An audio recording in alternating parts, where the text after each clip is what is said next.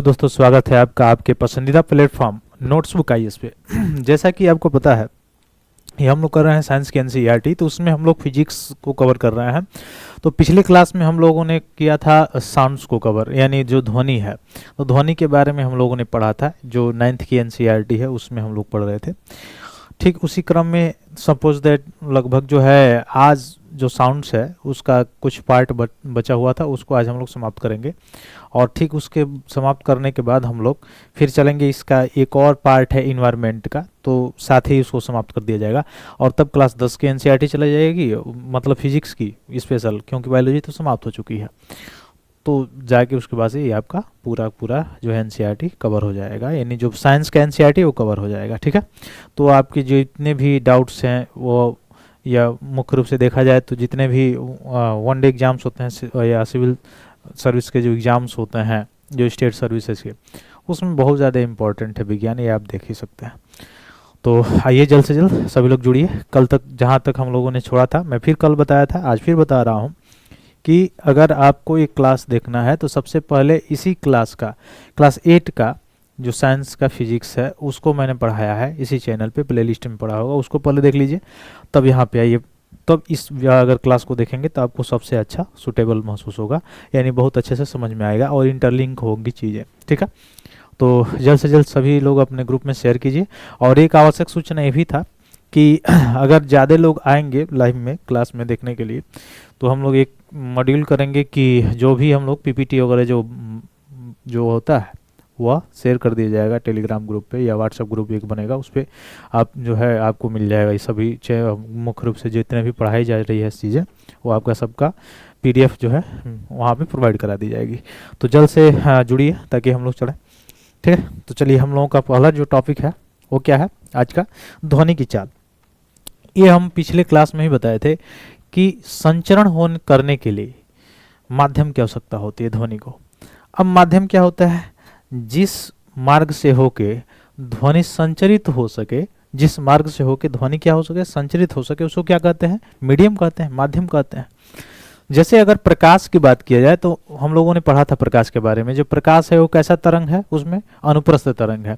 अनुप्रस्थ क्यों है, तो प्रकाश में हम लोग देखे थे कि उसमें जो तरंग चलता है वह बिल्कुल दिशा की क्या होता है, 90 अंश बनाता है, श्रृंगगर्त ऐसे करके चलता है। और वही ध्वनि में क्या होता है, जो इसके ध्वनि के जो कण होते हैं वो तरंग के दिशा के समानुपाती रूप में समानुपाती चलते हैं। ठीक है, यानी समानांतर चलते हैं, तो समानांतर चलते हैं।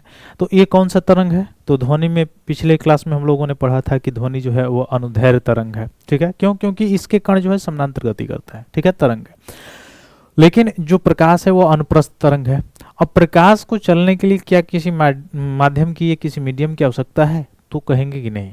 क्यों, जैसे प्रकाश कहाँ से आ रहा है, अंतरिक्ष से आ रहा है। ठीक है, अंतरिक्ष मतलब सूर्य से आ रहा है, तो सूर्य से आ रहा है तो अंतरिक्ष होते हुए पृथ्वी पे आता होगा, तो बीच में तो मीडियम नहीं है, फिर भी ये आ रहा है। इसका मतलब ये हुआ कि प्रकाश निर्वात में भी गमन कर सकता है। ये प्रकाश वाले चैप्टर में हम लोगों ने पढ़ा भी था कि प्रकाश का निर्वात में चाल 3 × 10⁸ मीटर प्रति सेकेंड होता है। ठीक है, यानी प्रकाश को चलने के लिए कोई भी माध्यम की आवश्यकता नहीं है, यानी बिना माध्यम के भी चल सकता है और माध्यम में भी संचरित हो सकता है, ठोस द्रव गैस में भी संचरित हो सकता है। ठीक, वैसे ध्वनि की बात किया है तो ध्वनि जो है उसको चलने के लिए बिल्कुल माध्यम चाहिए, मीडियम चाहिए। बिना मीडियम का, बिना माध्यम का जो है ध्वनि संचरित नहीं हो सकता है। यानी ध्वनि को अगर संचरित होना है, एक जगह से दूसरे जगह पर ध्वनि तरंगों को अगर पहुंचना है, तो वो ध्वनि तरंगे कब पहुंच सकती हैं, तो उसका कारण मात्र एक ही है कि जब उसमें माध्यम हो। अब माध्यम कुछ भी हो सकता है, माध्यम या तो ठोस हो सकता है, या तो द्रव हो सकता है, या तो गैस हो सकता है, तो माध्यम कुछ भी हो सकता है। लेकिन बिना माध्यम के, जैसे प्रकाश निर्वात में चलता है, तो बिना माध्यम के अगर पूछा जाए कि बिना माध्यम की ध्वनि जो है संचरित होगी कि नहीं होगी, तो नहीं होगी। ठीक है, तो सीधी बात है कि ध्वनि की जो चाल होती है, यानी ध्वनि जो चलती है यानी संचरित होती है, तो उसके लिए किसकी आवश्यकता होती है, माध्यम की आवश्यकता होती है। अब आप पूछेंगे कि जब माध्यम की आवश्यकता होती है तो ध्वनि जब ठोस द्रव गैस माध्यम में चलती है तो सर्वाधिक तेज किस माध्यम में चलती है और सबसे कम बेग उसका या चाल जो है किस माध्यम में रहता है, ये भी तो प्रश्न पूछा जा सकता है कि सबसे ज़्यादा बेग या सबसे ज़्यादा जो चाल है ध्वनि का वो किस माध्यम में और सबसे कम किस माध्यम में होगा अगर ठोस द्रव गैस है। तो सबसे ज़्यादा ध्वनि की जो चाल होती है, जो ध्वनि की बेग होती है सबसे ज़्यादा, वह किस में होती है, तो ध्वनि की चाल सबसे ज़्यादा होता है ठोस अवस्था में। किस में? ठोस में। और सबसे कम किस में होता है? गैस में। गैस में जो होता है सबसे कम होता है और ठोस में देखा जाए तो वह सबसे ज़्यादा होता है। ठोस में सबसे ज़्यादा और गैस में सबसे कम।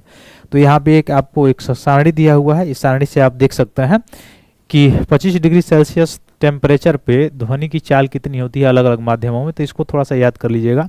जैसे ठोसों में देखा जाए सबसे ज़्यादा ठोस में किस में ध्वनि की चाल होती है, तो ठोस में एल्युमिनियम में सबसे ज़्यादा होती है। कितना? 6420 मीटर प्रति सेकेंड। तो 6420 मीटर प्रति सेकेंड एल्युमिनियम में सर्वाधिक चाल होता है ध्वनि का। ठीक है, तो एल्युमिनियम क्या है? ठोस है।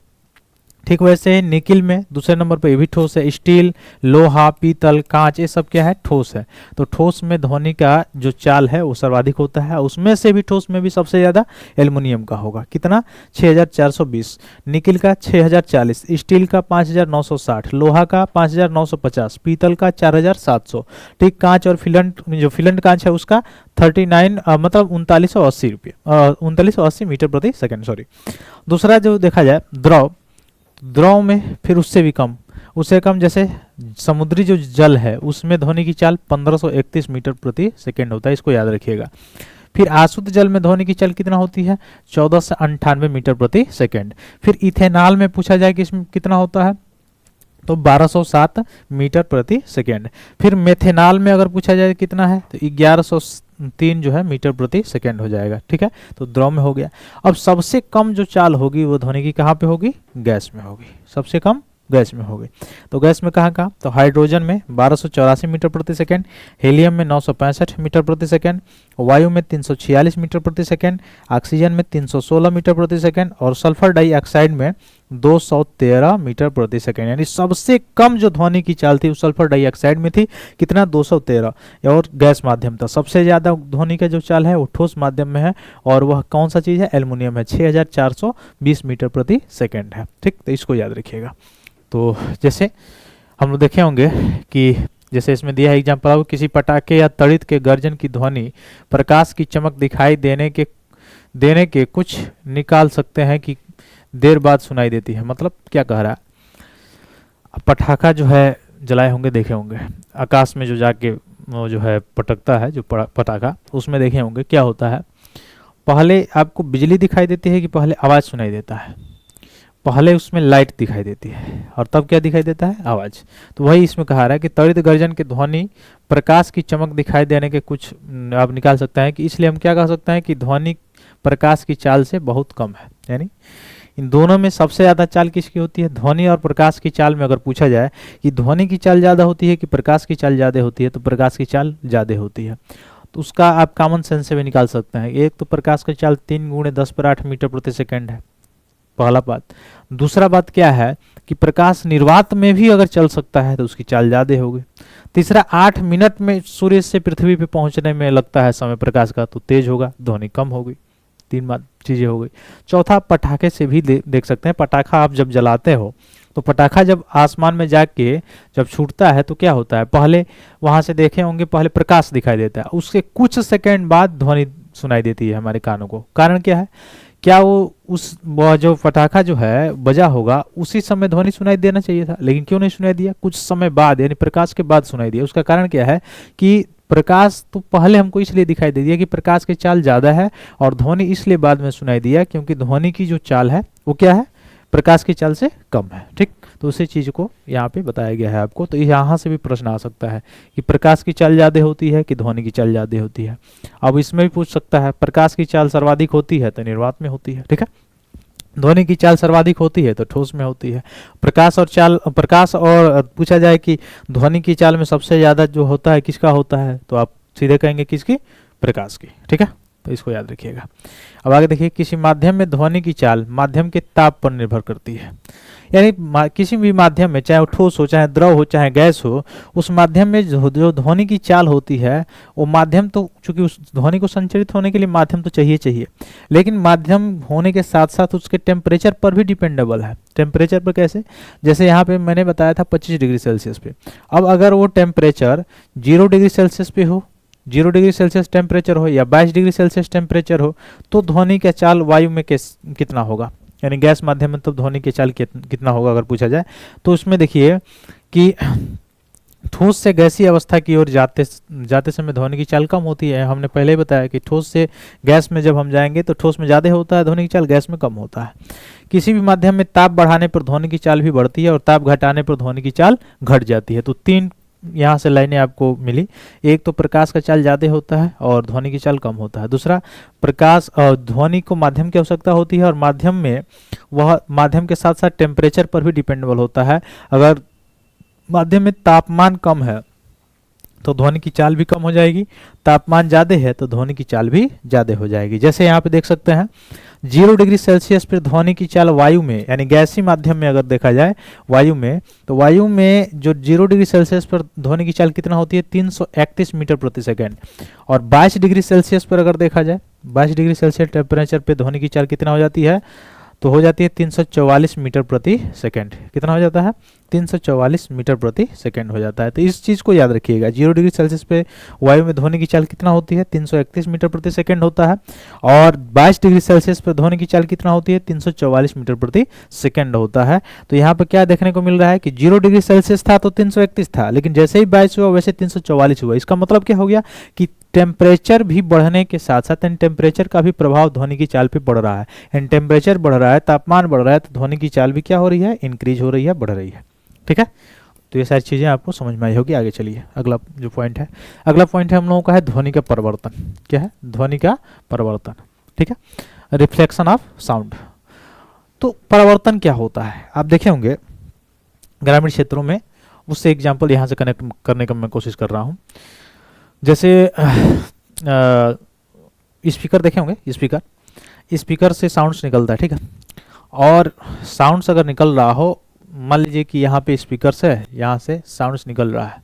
ठीक है, यहाँ पे ये स्पीकर है और यहाँ से साउंड्स निकल रहा है, इससे साउंड्स निकल रहा है। और आगे यहाँ पे बहुत ही ऊंचा 2 मंजिल 3 मंजिल क्या है, मकान है, और यहाँ से स्पीकर निकल रहा है। आप पे हो उस साइड, इस साइड कहीं पे हो। ठीक है, कहीं पे इस साइड हो, मान लो कोई बिंदु ए है और यहाँ से स्पीकर से ध्वनि निकल रही है। आपको जो है, अगर ध्वनि ये निकल रही है तो लगता है, क्या लगता है कि लग रहा है कि ध्वनि इधर कहीं से बाजा बज रहा है। ठीक है, जबकि यह वास्तव में स्पीकर इधर की तरफ इसका मुंह था, इधर जा रहा था स्पीकर की ध्वनि, लेकिन आपको सुनाई दिया वहाँ पे, तो आप कहे कि नहीं, ये ध्वनि तो लग रहा है कि इधर नहीं, इधर से बज रहा है, मतलब इस दिशा से आ रहा है। ठीक है, लेकिन ध्वनि तो वास्तव में इधर चल रहा था और आप कहाँ थे, यहाँ पे। तो यह कैसे आपको सुनाई दिया, ध्वनि तो इधर जा रहा था, लेकिन आपको कैसे सुनाई दिया, तो टकराने के बाद। यानी ध्वनि जब गया तो इस दीवार से, इस बिल्डिंग से टकराया और टकरा कर वापस आया, और वापस आकर जितनी दूरी तय किया उतनी दूरी पर उपस्थित जो कोई वस्तु है, कोई व्यक्ति है, उसको क्या हुआ, किसी व्यक्ति को वो सुनाई दिया।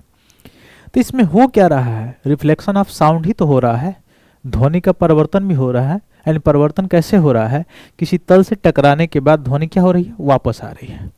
या देखिए, एक नया जो है बिल्डिंग्स बना हुआ है, अगर आप वो अकेले जाएं और उसमें बोलने का प्रयत्न करें तो उसमें से आप बोलेंगे तो आपका आवाज़ रिटर्न आएगा। तो क्या होता है, आपके मुंह से जो ध्वनि निकली है वह कहीं से टकरा कर वापस आ रही है। तो जब टकरा कर वापस आ रही है तो उस क्रिया को क्या कहेंगे, वही परावर्तन कहलाएगा। उसी को क्या कहते हैं, परावर्तन। यानी ध्वनि का टकरा कर वापस आने की जो प्रक्रिया, ध्वनि का वापस मतलब टकरा कर वापस आने की जो प्रक्रिया होती है, उसी को क्या कहा जाता है, रिफ्लेक्शन ऑफ साउंड, यानी ध्वनि का परावर्तन। उसको क्या कहेंगे, ध्वनि का परावर्तन। अब समझ में आया होगा। आगे देखिए इसमें क्या कह रहा है, इसको थोड़ा सा देख लें हम लोग। किसी ठोस या द्रव से टकरा कर ध्वनि उसी प्रकार वापस लौटती है जैसे कोई रबड़ की गेंद किसी दीवार से टकरा कर आती है। ये समझाना चाह रहा है, जैसे एक रबड़ की गेंद को अगर आप दीवार पे मारते हैं तो पुनः वापस आता है। टकराने के बाद।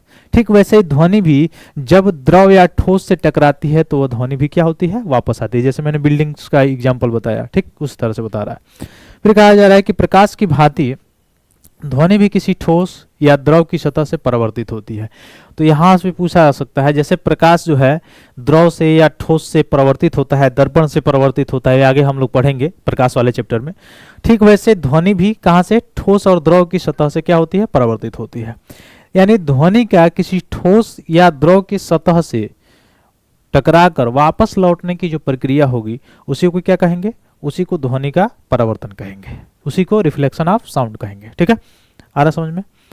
अब देखिए, तो ठीक वही नियम होता है। अब इसमें नियम क्या होता है, तो नियम भी थोड़ा सा देख लेंगे हम लोग।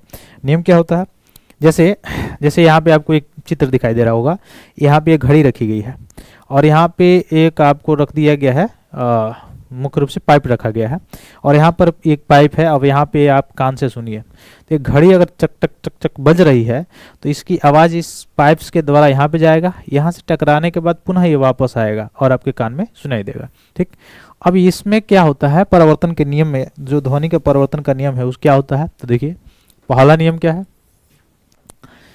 कि आने वाली ध्वनि, और मान लीजिए कि यह कोई द्रव है या कोई मुख्य रूप से ठोस है, इसी का सतह है, ठोस या द्रव का सतह, क्योंकि इसी से टकरा के वापस जाएगी ध्वनि।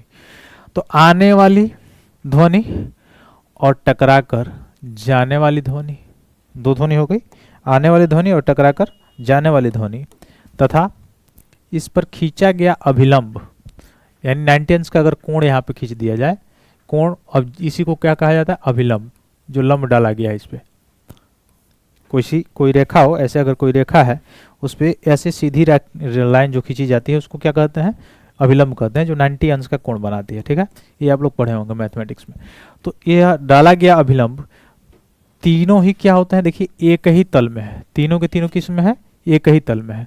तो पहला रूल जो है किसका, ध्वनि का परावर्तन, ध्वनि के परावर्तन का पहला नियम तो ये हो गया। दूसरा नियम क्या है, तो दूसरा नियम आप देख सकते हैं इसमें कि इसमें देख रहे होंगे कि ये आ रहा है तो इस कोण पे आ रहा है और ये जा रहा है तो इस कोण पे जा रहा है। इसका मतलब आने वाला ध्वनि जितने कोण पे आएगा उतने ही कोण पे क्या होगा, निर्गत होगा। ठीक है, तो ये परावर्तन का नियम है। किसका, ये परावर्तन का नियम पढ़ रहे थे, साउंड का। इसको विस्तृत रूप से हम लोग प्रकाश में भी पढ़ेंगे। बस यहाँ से बस इतना समझिए कि ध्वनि का किसी ठोस या द्रव के सतह से टकराकर वापस आने की जो क्रिया होती है वही क्या कहलाती है, ध्वनि का परावर्तन कहलाती है। ठीक है, आ रहा होगा समझ में। आगे चलिए, अगला पॉइंट चलिए। तो पहला नियम इसमें बताया, खींचा गया अभिलंब तथा ध्वनि के आपतन कोण की दिशा और परावर्तन कोण की दिशा में बना कोण आपस में क्या होता है, बराबर बराबर होता है। ये मैंने बताया ही, ये सारी चीज़ आप समझ गए होंगे। आगे चलिए, अगला पॉइंट क्या है, अगला है प्रतिध्वनि। अब प्रतिध्वनि को अगर मैं इंग्लिश में लिखूं, अंग्रेजी में, तो आप समझ सकते हैं अच्छे से। प्रतिध्वनि को कहा जाता है इको। इको, इसको तो आप बहुत बार सुने होंगे। अब कहेंगे कैसे, जैसे साउंड बॉक्स देखे होंगे, जहाँ पे जैसे कोई बहुत ज़्यादा कार्यक्रम हो रहा है, जैसे कार्यक्रम या किसी नेता का भाषण ही हो रहा है या कोई सांस्कृतिक कार्यक्रम ही होता है, तो उसमें आप देखे होंगे माइक आता है, साउंड बॉक्स आता है, ये सारी चीज़ें आती हैं। तो उसमें माइक जो होता है जिससे बोला जाता है तो चाहे कोई बहुत बड़ा सिंगर आया तो माइक जब लेता है तो क्या करता है, जो साउंड बॉक्स वाला होता है, जो बाजा वाला होता है, उसे कहता है थोड़ा इको बढ़ाइए, इको बढ़ाइए।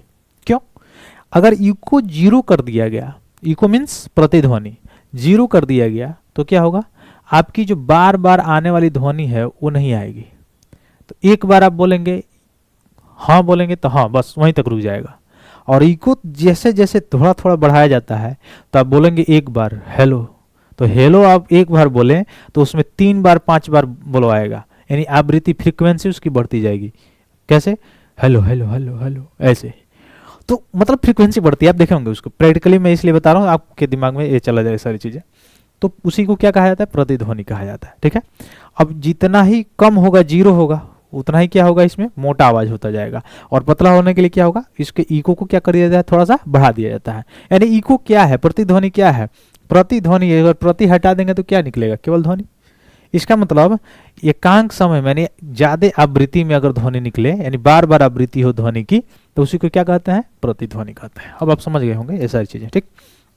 देखिए जैसे आप देखे होंगे किसी उचित परावर्तक वस्तु पे या इसको इमारत में बिल्डिंग्स में, नया बिल्डिंग्स बना हुआ है और वहां पे आप जाते हैं, हाँ एक बार बोलिए, तो अलग अलग दीवारों से टकराकर परावर्तित होकर यानी प्रकाश जो साउंड है, जो ध्वनि है, वह हर एक दीवारों से टकराकर पुनः आपके कानों तक जब पहुंचती है तो कई बार उसमें गूंज उठता है, गूंज जिसको कहा जाता है। अब यही जब प्रतिध्वनि बहुत ज्यादा मात्रा में आवृत्ति इसकी हो जाती है तो उसको गूंज कहा जाता है, ठीक है। तो क्या कह रहा है, ये किसी इमारत अथवा पहाड़ के निकट यदि आप जोर से चिल्लाते हैं या ताली बजाते हैं तो आपको कुछ समय पश्चात वही ध्वनि फिर से सुनाई देती है, यानी वो क्या होता है, इको काम करता है, प्रतिध्वनि काम करता है। तो आपको सुनाई देने वाले इस ध्वनि को क्या कहते हैं, यही ध्वनि क्या कहलाती है, प्रतिध्वनि। आप समझ गए होंगे प्रतिध्वनि क्या है। अब एक चीज अगला जो पॉइंट दिया हुआ है वो हमारे एग्जाम्स के लिए बहुत ज्यादा इंपॉर्टेंट है। क्या कह रहा है कि हमारे मस्तिष्क में, चूंकि कान से हम सुनते हैं तो सभी संवेदनाएं कहाँ पहुंचती हैं, मस्तिष्क में। तो मस्तिष्क में ध्वनि की जो संवेदना होती है कितना समय तक रहती है ये पूछा जा सकता है आपको। लगभग कितना समय तक रहती है, 0.1 सेकेंड तक, ठीक है। तो मस्तिष्क में ध्वनि की जो संवेदना होती है वह कितना, 0.1 सेकेंड तक बनी होती है, ठीक है। आगे देखिए, तो स्पष्ट प्रतिध्वनि सुनने के लिए मूल ध्वनि तथा परावर्तित ध्वनि के बीच कम से कम कितना समय अंतराल होना चाहिए, 0.1 सेकेंड का समय अंतराल होना चाहिए। बहुत ही इंपॉर्टेंट है, यहाँ से प्रश्न बन सकता है, ठीक है, इसको देख लीजिएगा। तो ध्वनि तथा परावर्तित ध्वनि के बीच कम से कम कितना अंतराल होना चाहिए, 0.1 सेकेंड का अंतराल होना चाहिए, तभी आप स्पष्ट ध्वनि सुन पाएंगे। अन्यथा इको ज्यादा वही हो जाता है तो आप नहीं सुन पाते हैं, ठीक है। यदि हम किसी दिए हुए ताप, जैसे हमने पहले ही बताया कि टेम्परेचर बढ़ाने से ध्वनि की चाल जो है बढ़ जाती है, तो ताप जैसे 22 डिग्री पर ध्वनि की चाल मान लीजिए कि 344 मीटर प्रति सेकेंड है, ठीक है। तो ध्वनि को अवरोधक तक जाने तथा परावर्तक के पश्चात वापस श्रोता तक आने में 0.1 सेकेंड के पश्चात पहुंचना चाहिए। अगर इतना में पहुंच रहा है तभी जाके वो सुनाई देगी, अन्यथा नहीं सुनाई देगी, ठीक। कहने का मतलब इसका ये है, बाकी और कुछ नहीं है, बाकी आप समझ ही रहे हैं। तो ध्वनि के बारंबार परिवर्तन के कारण हमें एक से अधिक प्रतिध्वनियां जब सुनाई देती हैं तो उसे क्या कहते हैं, गूंज कहते हैं, ठीक। ठीक बादलों के गड़गड़ाहट की ध्वनि कई परावर्तक पृष्ठों जैसे बादलों या भूमि से बारंबार परिवर्तन के फलस्वरूप उत्पन्न होती है। जैसे यानी बादल क्यों गरजते हैं, साफ सफाई बता रहा है, बादल क्यों गरजते हैं। तो कह रहा है कि बादल के गड़गड़ाहट की ध्वनि कई परावर्तक पृष्ठों से, यानी वहां से जो निकलने वाली ध्वनि है, पृथ्वी के जो धरातल है उसके कई परावर्तक पृष्ठों से ध्वनि का बारंबार क्या होता है, परिवर्तन होता है भूमि से, तो जाके बारंबार परिवर्तन के फलस्वरूप ही क्या होता है, एक गड़गड़ाहट उत्पन्न होती है, जो बादल गड़गड़ाते हैं, ठीक है। ये सारी चीजें लिखी गई हैं, आप समझ गए होंगे। अगला पॉइंट देखिए, अनुरणन। अनुरणन क्या होता है देखिए, तो प्रतिध्वनि पहाड़ वाला ये पूछ सकता है एग्जाम्पल। अनुरणन देखिए, जैसे किसी बड़े हाल में उत्पन्न होने वाली ध्वनि दीवारों से बारंबार परिवर्तन के कारण काफी समय तक बनी रहती है और जब तक कि यह इतनी कम न हो जाए या सुनाई भी अच्छे तरह से नहीं देती है। ऐसा लगता है कि ध्वनि है लेकिन स्पष्ट सुनाई नहीं दे पाती है, उसी को क्या कहा जाता है, अनुरणन कहा जाता है, ठीक है। तो बारंबार परिवर्तन जिसके कारण ध्वनि निर्बंध होता है उसी को क्या कहते हैं, अनुरणन कहते हैं, ठीक। इसीलिए देखे होंगे आप जो वीडियो हॉल्स होते हैं या मुख्य रूप से स्टूडियो होता है उसमें क्या होता है, पर्दे लगाए गए होते हैं इसको कम करने के लिए कि बार बार जो परिवर्तन है वो ना हो।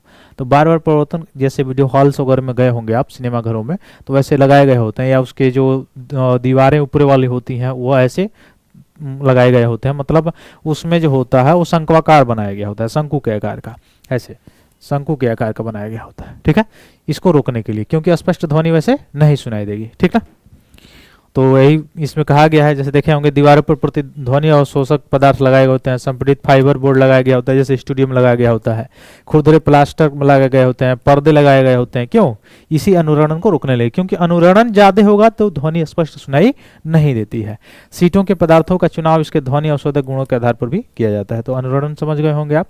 अब आगे देखिए, ध्वनि के बहुल परिवर्तक के उपयोग, यानी ध्वनि का जो परिवर्तन है, ध्वनि के परिवर्तन का कहाँ कहाँ उपयोग किया जा सकता है, कहाँ कहाँ यूज होता है, उसके बारे में हम लोग देखेंगे।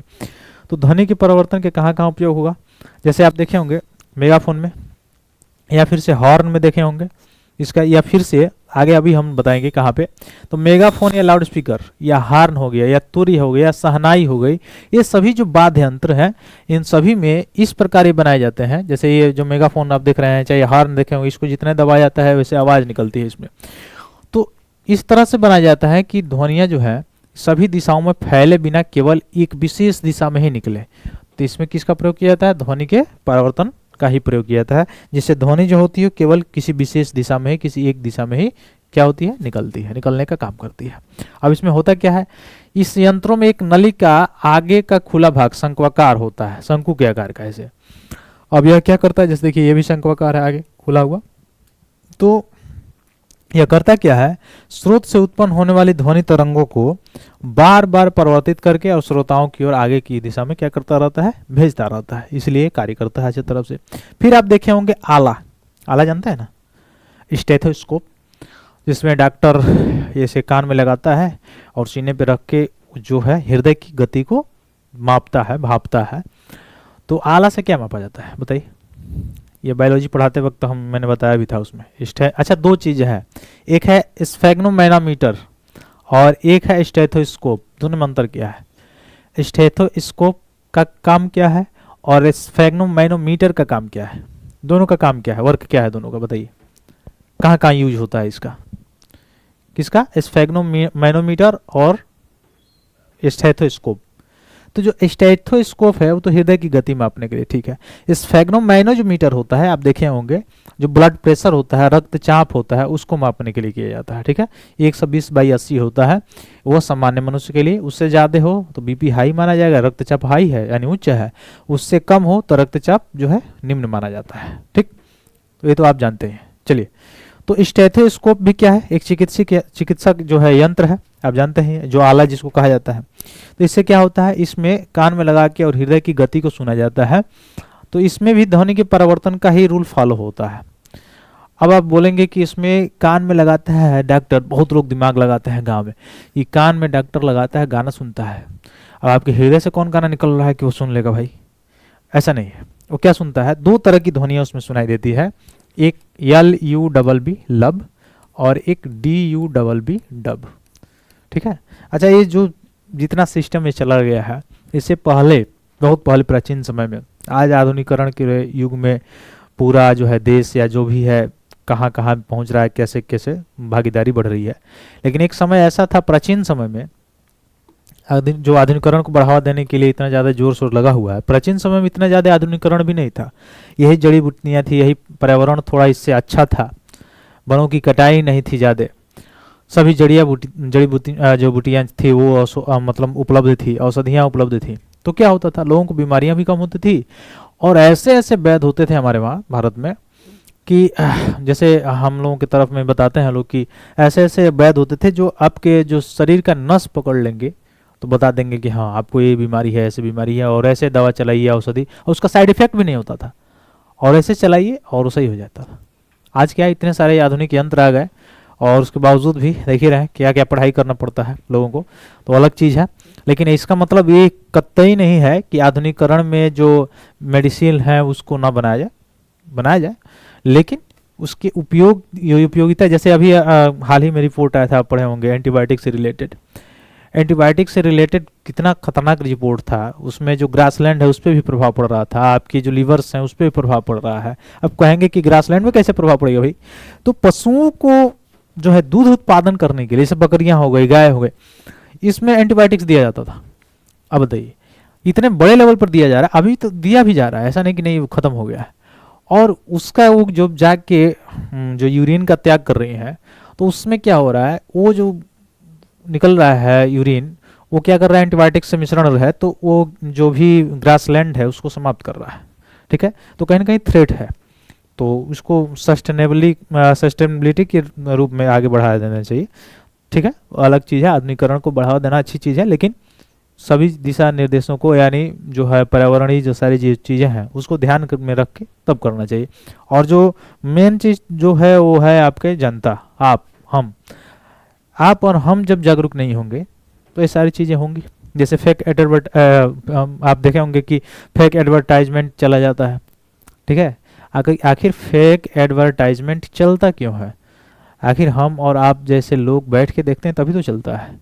अभी लोग देखना बंद कर दे, नहीं चलेगा, सीधी बात है। विमल पान मसाला, बताइए विमल का कैसे प्रचार होता है, और आप सभी को पता है कि विमल का प्रयोग कहाँ होता है, ठीक है। तो अब आप कहेंगे कि तब सरकार को बैन कर देना चाहिए, सबसे ज़्यादा राजस्व का स्रोत है, ठीक है। और उसके लिए अवेयरनेस भी चलाई है गवर्नमेंट, उसके बाद से उस पर टैक्सेशन भी सबसे हाई टैक्सेशन लगता है। ये सारी चीज़ें हैं। उसमें जो फिगर आप देखते होंगे, चित्र उसका देखते ही होंगे, कितना पूरा अवेयरनेस रूप में उसमें चलाया गया। उसके बाद से लिखा भी जाता है उसमें कि स्वास्थ्य के लिए हानिकारक है, उसके बावजूद भी किस दिशा में समाज जा रहा है हम लोगों का, देखने वाली बात है। देखिए, तो स्टेथोस्कोप जो है क्या है, चिकित्सीय यंत्र है। ये इसमें भी कौन सा, ये किस आधार पर कार्य करता है, तो याद रखिएगा केवल ध्वनि के परिवर्तन के सिद्धांत पे कार्य करता है। ये जो मुख्य रूप से आपसे पूछा जा सकता है, क्या काम है इसका, आला जो इसको कहा जाता है स्टेथोस्कोप को, तो हृदय की धड़कन की ध्वनि बार बार परिवर्तन के कारण डॉक्टर के कानों तक पहुंचती है, यानी हृदय की धड़कन को वो क्या करता है, मापता है इसके द्वारा। ठीक, आगे चलिए। फिर कंसर्ट हॉल हो गया। कंसर्ट हॉल का मतलब जैसे वीडियो हॉल मैंने बताया था, सिनेमा घर। सिनेमा घर में यहाँ पे आप लोग बैठे हैं और कैसे बनाया जाता है, ऐसे, ताकि यहाँ से जो निकल रहा है वो परिवर्तित होकर आपके कानों तक पहुँचे। ठीक है, तो आप देखे होंगे कंसर्ट हॉल, सम्मेलन कक्ष या सिनेमा हॉल की छतें कैसे बनाई जाती हैं, वक्र आकार की बनाई जाती हैं। क्यों, जिससे कि परावर्तन के पश्चात ध्वनि हॉल के सभी भागों में पहुंच जाए। ठीक है, सभी हालों में पहुंच जाए, सभी भागों में पहुंच जाए, इसलिए परिवर्तन आसानी से हो सके। कभी कभी वक्राकार ध्वनि पट्टों को मंच के पीछे भी रख दिया जाता है, जिससे ध्वनि पट्ट से परिवर्तन पश्चात समान रूप से हाल में फैल जाता है। तो यहाँ पे इसका प्रयोग है। ठीक, यहाँ से भी प्रश्न आ सकता है। आगे चलिए, अगला हमारा क्या है, श्रव्यता का परिसर। ये हम लोग जब ध्वनि पढ़े थे उस समय ही पढ़े थे। श्रव्यता के परिसर का मतलब कि जो ध्वनि की जो श्रव्यता है, वो ध्वनि की श्रव्यता में अगर आप पढ़ेंगे तो कहाँ से कहाँ तक है, ध्वनि 0 से लेके 20,000 हर्टेज, 20 किलो हर्टेज इसको कहा जा सकता है, या इसको कहा जा सकता है 20,000 हर्टेज। यहाँ तक श्रव्यता का जो है परिसर है ध्वनि का। अब आप देखेंगे होंगे कि जो हर्टेज है वह किसका मापक है, वह आवृत्ति का, आवृत्ति का जो है मात्रक है, वो क्या, हर्टेज है। हर्टेज जो है किसका मात्रक है, आवृत्ति का मात्रक है। हम लोग क्या पढ़ रहे हैं, हम लोग पढ़ रहे हैं श्रव्यता के आधार पे ध्वनि कितने भागों में बांटेगी, कितने भागों में बांटा जा सकता है। तो हम बांट सकते हैं ध्वनि को श्रव्यता के आधार पे कम से कम तो 3 भागों में जरूर ही बांट सकते हैं। वो कौन कौन सा भाग हो सकता है, एक तो होगा बीच में आप लिख लीजिए श्रव्य,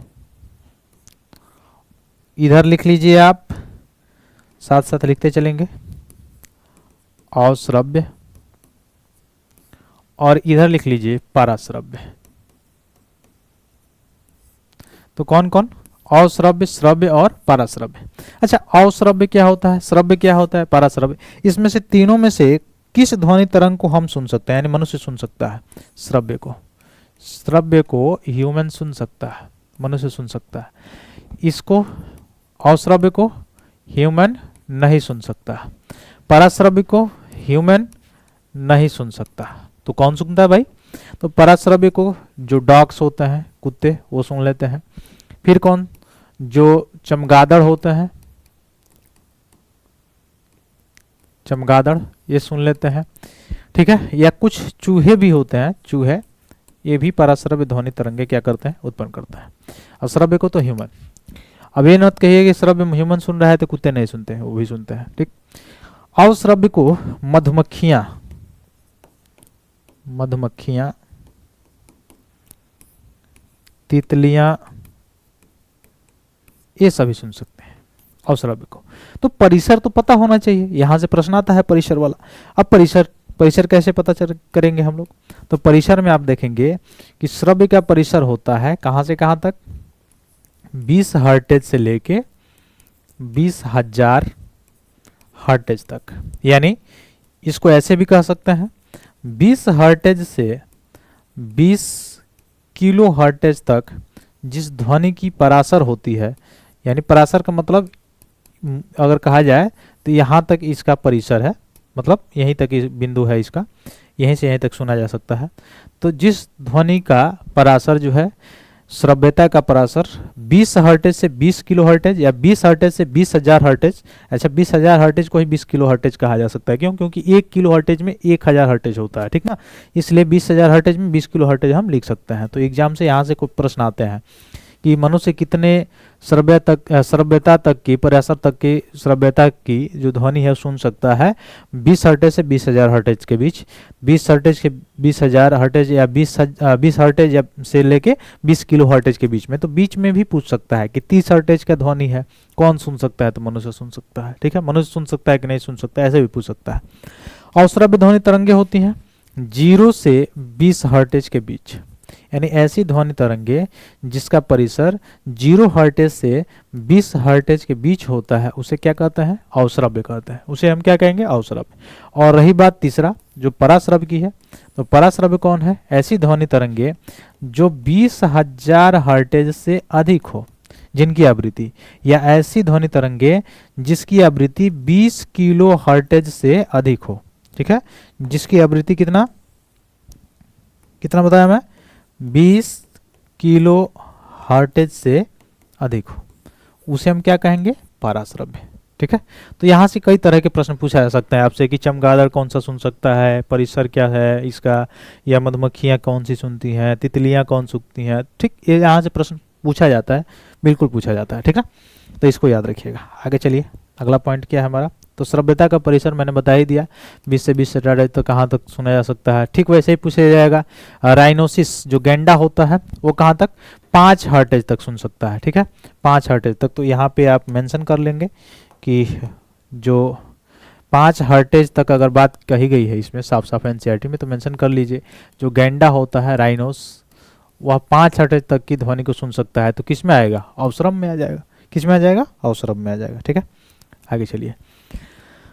तो भूकंप मुख्य प्रघाती तरंगों से पहले निम्न आवृत्ति की अवश्रव्य ध्वनि सुनाई देती है। भूकंप में जो ध्वनि आती है तो वो भी कौन सी होती है, भूकंप के समय वो भी कौन होती है, भूकंप के समय जो होती है, अगर भूकंप के समय देखा जाए तो वो भी कौन सी ध्वनि तरंगे होती है,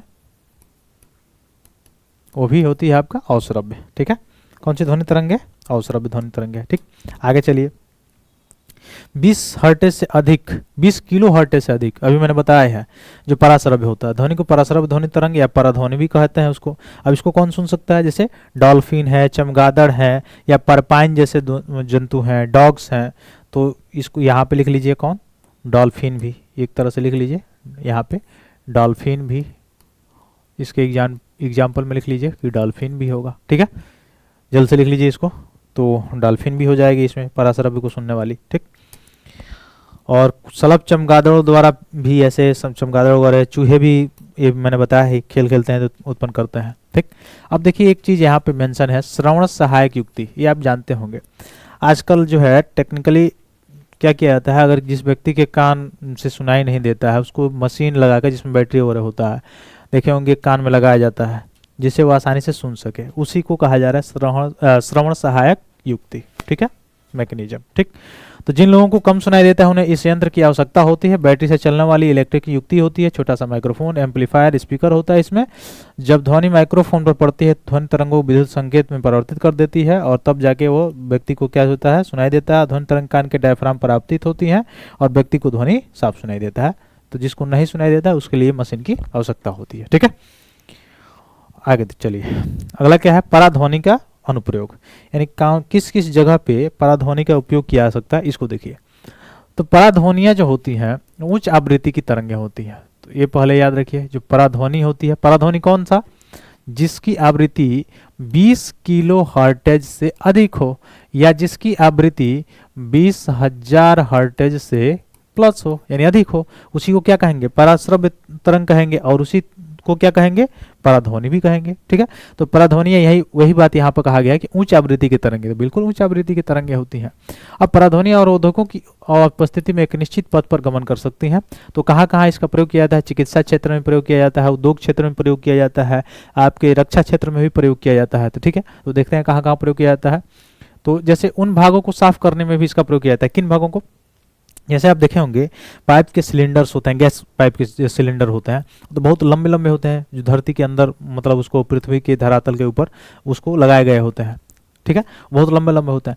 तो उसको साफ करना हो तो कैसे साफ किया जाता है, तो इधर से पराध्वनि तरंगे डाली जाती हैं और वो जब साफ हो जाता है तो प्रेशर दे दिया जाता है, इधर से उधर बाहर निकल जाता है। ठीक, तो वही यहाँ कहा जा रहा है कि उन भागों को साफ करने के लिए उपयोग किए जाते हैं जहाँ पे पहुँचना कठिन हो, जैसे सर्पिलाकार जो नली हो या विषम आकार के पुर्जे हों, इलेक्ट्रॉनिक अवयव हों, इन सभी वस्तुओं को साफ करने के लिए इसका प्रयोग किया जाता है। उच्च आवृत्ति के कारण धूल कण, चिकनाई, ये सब गंदगी को क्या कर देगा, अलग कर देता है और साफ हो जाता है। तो मैंने बताया ही। आगे देखिए अगला प्रयोग जो है, धातु के ब्लॉक पिंडों में दरार या अन्य दोषों का पता लगाने के लिए भी किया जाता है। कहाँ पर दरार हो गया है, जब बहुत लंबे पाइपलाइंस में इसका प्रयोग किया जाता है। ठीक है, या बड़े बड़े भवन, पुल, मशीन, वैज्ञानिक उपकरण को बनाने के लिए भी इसका उपयोग में ये लाया जाता है, पराध्वनि का ठीक प्रयोग किया जाता है। ठीक, तो इस चीज़ों को आप याद रखेंगे। आगे अगर देखा जाए किस किस चीज़ में यह मुख्य रूप से अनुप्रयोग होता है, तो साधारण ध्वनि जिसकी तरंग दैर्घ्य अधिक होती है, तो ये याद रखिएगा, जो साधारण ध्वनि होती है उसकी तरंग दैर्घ्य क्या होती है, अधिक होती है।